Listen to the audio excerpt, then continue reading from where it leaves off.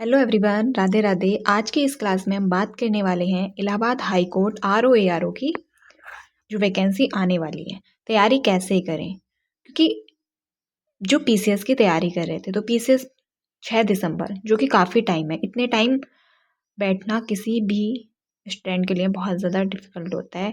इतने लंबे टाइम इंतज़ार करना, जिनकी तैयारी अच्छी नहीं है उनके लिए तो एक अच्छा है कि वो अपनी मेंस की तैयारी कर लेंगे।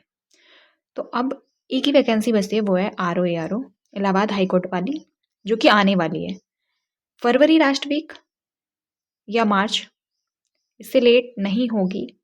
सुनने में तो यही आ रहा है। तो इसकी तैयारी को हम कैसे करें कि यहाँ पे हमारा 100% सिलेक्शन हो जाए, क्योंकि यहाँ पे एग्ज़ाम भी एक ही होता है, बस एक एग्ज़ाम होगा और टाइपिंग होगी और एक एग्ज़ाम होगा। तो ज़्यादा ये भी नहीं कि प्री होगा मेंस होगा, और वैकेंसी बहुत ज़्यादा अच्छी है। जॉब भी प्रोफाइल आप देख सकते हैं। तो कैसे इसकी तैयारी को हम अच्छे से करें, या मैं अपनी तैयारी को कैसे कर रही हूँ, मैं कैसे तैयारी करती हूँ। मैंने 2 पीसेस प्री भी दिए हुए हैं, तो मुझे कभी प्री में तो दिक्कत नहीं आती है। कैसे मैंने अपने नोट्स बनाए, इस पर आज हम बात करने वाले हैं, और कैसे हम आरओ की तैयारी करें। तैयारी को कैसे करें, क्योंकि इसमें जो सब्जेक्ट होंगे वो एक तब जीएस होगी, और जीएस लगभग 100 से 120 तक रहेंगे, और फिर इंग्लिश, कंप्यूटर और मैथ, रीजनिंग और हिंदी भी रहती है 10 नंबर की। और इंग्लिश का ऐसा है, इंग्लिश ये नहीं है कि 10 नंबर की आएगी। अगर 2021 में 10 नंबर की आएगी तो 10 ही नंबर की आएगी। वो 10 से लेकर 50 तक कितने की भी आ सकती है। आपको तैयारी को अपने इस हिसाब से रखना है कि 50 की जाए तो भी आपको परेशानी नहीं होनी चाहिए, 10 की आए तो भी परेशानी नहीं होनी चाहिए। तो इन्हें हम कहाँ से तैयार करें, कैसे तैयार करें, इंग्लिश कैसे तैयार करें, तो इन सब पर अब बात करने वाले हैं। यानी कि जीएस, तो जीएस जो है वो सबसे ज़्यादा जो है वो जीएस ही आती है, जो कि 100 से 120 मार्क्स तक है। तो इसके लिए आप कहाँ से क्या पढ़ें, जैसे कि हिस्ट्री हो गया, ज्योग्राफी हो गया, साइंस, पॉलिटी।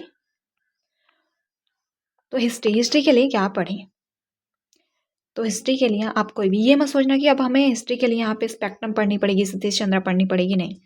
क्योंकि यहाँ पे आपको मेंस देना नहीं है, सिर्फ फैक्ट पूछे जाते हैं। और इलाहाबाद हाईकोर्ट आरओ वाले एग्जाम में तो एकदम फैक्ट ही पूछे जाते हैं। पीसीएस में थोड़ा बहुत फिर भी पूछ लिया जाता है, लेकिन इसमें ज़्यादातर फैक्ट है। तो इसके लिए मैं आपको सलाह दूंगी लूसेंट। लूसेंट और लूसेंट के साथ में घटना चक्र। घटना चक्र तो एकदम रामबाण है, किसी भी एग्जाम को दे लेना आप। घटना चक्र को अच्छे से कर लेना, और साथ में लुसेंट को कर लेना, और कोई भी एग्जाम दे लेना, चाहे पीसीएस प्री दे लेना, कभी नहीं रुकेगा।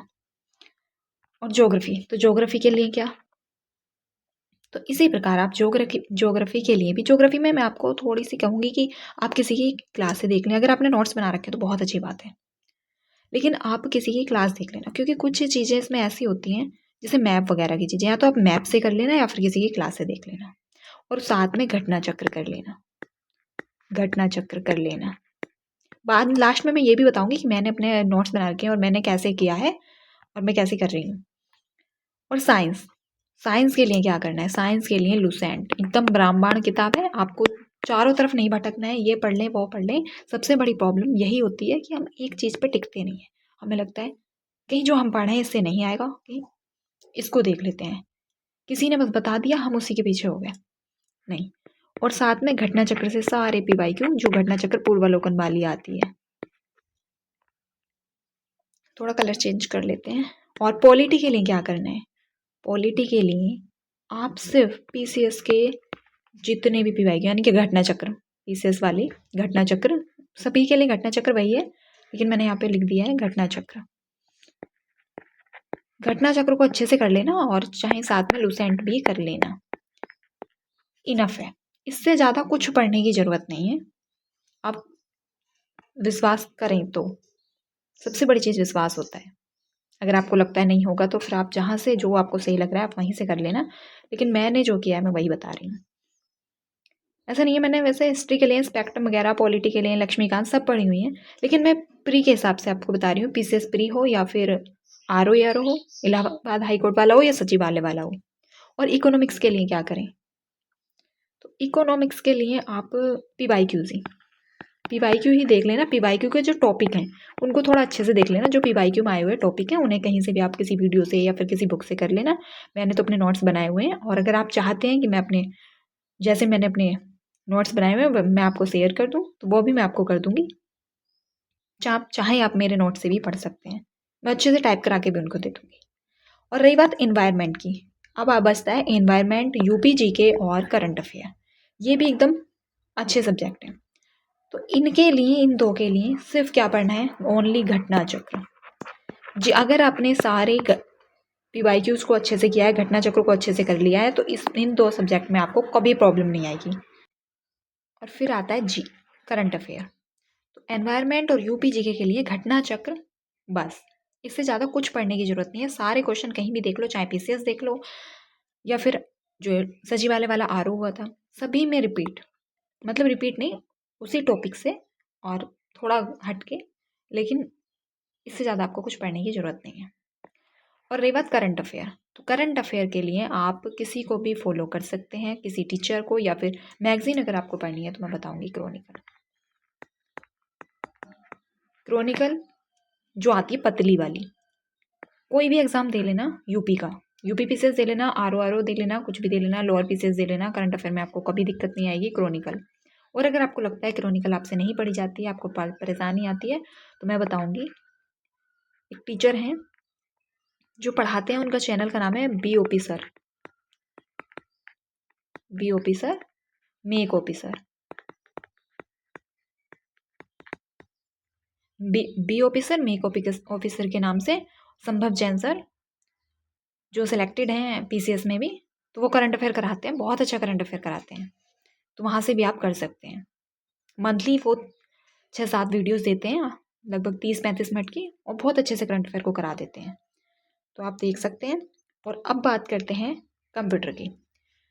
कंप्यूटर से जो है 20 से 25 यानी कि 20 से 25 के बीच में रहते हैं, कंप्यूटर से इतने क्वेश्चन आ जाते हैं। कंप्यूटर कैसे करें, तो कंप्यूटर के लिए जो है आपको, या तो आप किसी भी टीचर को फॉलो कर लो, मैं किसी को नहीं कहूँगी कि किससे करना है आपको, आप देख लेना जहाँ से आपको अच्छे से समझ में आता हो, चाहे RWA देख लेना। मैं किसी के बारे में ये नहीं बता रही हूँ कि वहाँ से ही पढ़ लेना, नहीं, जहाँ से आपको सही लगे। तो और अगर यहाँ से नहीं पढ़ना है तो लूसेंट में 3-4 पेज में दिया हुआ है कंप्यूटर, लेकिन यहाँ से आपका कुछ ज़्यादा होगा नहीं, बस थोड़ी बहुत चीज़ हो जाएंगी, यानी कि 50% कवर हो जाएगा। और उसके बाद जितने भी यूपी ट्रिपल एस सी के द्वारा जो कि क्या कराए गए हैं, जितने भी एग्ज़ाम्स कराए गए हैं, उनमें जितने भी एग्ज़ाम्स में कंप्यूटर आया है, सभी को अच्छे से कर लेना, बस इतना आपको काफ़ी है। और अब आती है इंग्लिश की बात। इंग्लिश में सबको, अगर जो कि हिंदी बैकग्राउंड से हैं, जिन्हें इंग्लिश में कुछ नहीं आता है, उनके लिए इंग्लिश बहुत ज़्यादा प्रॉब्लम आती है। इंग्लिश को कैसे करें, तो इसमें एक तो ग्रामर वाला पोर्शन होता है, एक वोकैब वाला। वोकैब याद करने में भी प्रॉब्लम होती है, तो वोकैब को आप याद करिए, 5 डेली कर ली या फिर 10 डेली कर ली। आप सोचें लास्ट टाइम पे कर लेंगे, लास्ट के लिए छोड़ दें, तो ऐसा नहीं हो, फिर कुछ नहीं होने वाला है। 5 या 10 डेली करते चलिए, आपको परेशानी भी नहीं आएगी। और अगर आप ऐसा चाहते हैं कि वो वोकैब कहाँ से करें, तो वोकैब में डेली 5 या 10 टेलीग्राम पे डाल दिया करूँगी, आप बता देना, जैसे मैं अपनी करती हूँ वही मैं आपको दे दिया करूँगी। और ग्रामर, तो ग्रामर के लिए आप टॉपिक वाइज यूट्यूब से वीडियो देख सकते हैं, बहुत सारी वीडियोस यूट्यूब पे पड़ी हुई हैं। हाई कोर्ट एग्ज़ाम डाल के और उस टॉपिक को डाल देना, आपको अच्छे से मिल जाएंगी वीडियोस। और हिंदी, तो हिंदी के लिए अमरनाथ सर बहुत अच्छे से पढ़ाते हैं, आपके कॉन्सेप्ट क्लियर हो जाएंगे, आप देख सकते हैं। और 10 नंबर की हिंदी आती है, ज़्यादा आपको परेशान होने की इसमें ज़रूरत नहीं है, बस आधा घंटा डेली टाइम देते रहना बहुत है। मैथ और रीजनिंग, तो यहाँ से भी लगभग 20 से 25 क्वेश्चन आ जाते हैं। तो रीजनिंग सारे PYQs कर लो, और अगर आपका कॉन्सेप्ट क्लियर नहीं है तो अपना पहले कॉन्सेप्ट को क्लियर कर लो, और उसके बाद सारे PYQs कर लो, इससे ज़्यादा कुछ करने की ज़रूरत नहीं है। PYQs कर लो। और मैथ के लिए करना है, तो मैथ में बहुत गिने चुने से टॉपिक आते हैं जो मैंने नीचे लिख लिए हैं, टाइम एंड वर्क और परसेंटेज, प्रॉफिट एंड लॉस और सिंपल इंटरेस्ट, चक्रवृद्धि ब्याज वाले जो आते हैं, और नंबर सिस्टम, ये टॉपिक्स हैं। और इन टॉपिक को आप यूट्यूब पे डाल के किसी भी टीचर से पढ़ लो। बहुत सिंपल चीज़ें जो आती हैं वही आते हैं इनसे। ऐसा नहीं है कि बहुत जैसे CGL वगैरह में पूछे जाते हैं, ऐसा कुछ नहीं है, बहुत सिंपल। PYQs को अच्छे से देख लेना, PYQ की उससे टॉपिक को क्लियर हो जाएगा आपका। बस इतना कर लेना, इससे ज़्यादा आपको कुछ करने की इसमें ज़रूरत नहीं है। तो अब अगर आपको क्लास पसंद आई हो, ये वीडियो पसंद आई हो, आपको लगता हो आप हमारे साथ जुड़ना चाहते हैं, तो बता सकते हैं। और अगर आप कहें तो टारगेट भी मैं स्टार्ट करूं, तो आप बता सकते हैं टारगेट के लिए, तो टारगेट स्टार्ट कर लेंगे। जैसे मैं अपनी तैयारी को कर रही हूँ, मैं अपने जो टारगेट रखती हूँ डेली मुझे क्या करना है, उसी प्रकार से कर सकते हैं।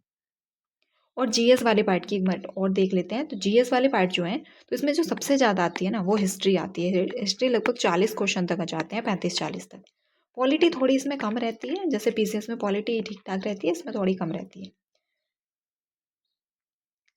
साइंस का एक अच्छा पोर्शन रहता है, तो साइंस को बहुत अच्छे से कर लेना। और ज्योग्राफी, ये तीनों पार्ट अच्छे आते हैं। तो चलिए इस क्लास को हम यहीं पे समाप्त करते हैं। तो आप अपनी तैयारी को